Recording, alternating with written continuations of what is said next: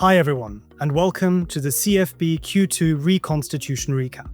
I'm Thomas Adosi, Head of Product at CF Benchmarks, and today we're going to dive into some of the highlights of the reconstitution of the CF Capitalization Series indices, such as the CF Large Cap and Broad Cap indices, which took place on Monday, the 2nd of June. As a reminder, indices in this index series are rebalanced and reconstituted on a quarterly basis on the first business day of March, June, September, and December. Constituent selection and weighting take place as defined in the respective index methodology and the CF Multi-Asset Series ground rules. All of these documents are, of course, publicly available on the CF Benchmarks website, and all indices discussed today are regulated on the UK BMR.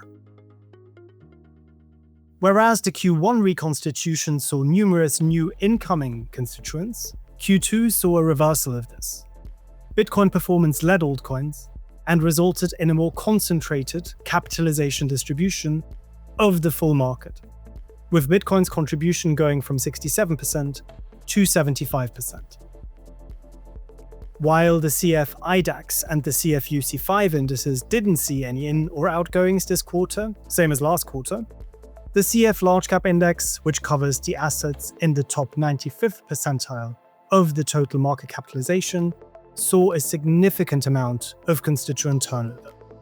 Existing constituents were removed on June 2nd. NIR, ARB, AVAX, UNI, BCH, LTC, and SHIB. No new constituents were added. The outgoing assets were removed as a result of being outside of the top 95% of full market capitalization of the investible universe. Assets like HBAR and SUI also fell outside the top 95%, however they remain as constituents of the index due to the application of the defined buffering rules. They fell outside the top 95%, but within the top 95.5%. The CF Large Cap Index is now comprised of 10 constituents. The CF Broad Cap Index, which covers the assets in the top 99th percentile of the total market capitalization, saw incoming constituent Tau and outgoing constituent Jasmy, WIV, Gala, AXS, and EOS.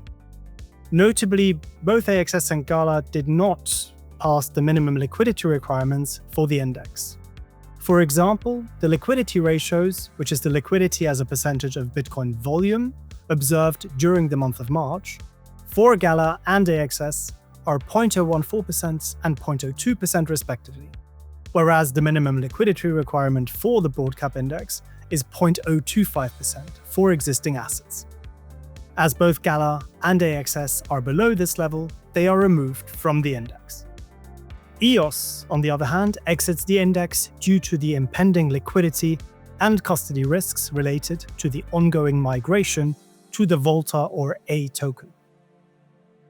The CF Broad Cap Index is now comprised of 43 constituents. An interesting point of note for this reconstitution is the case of CRO.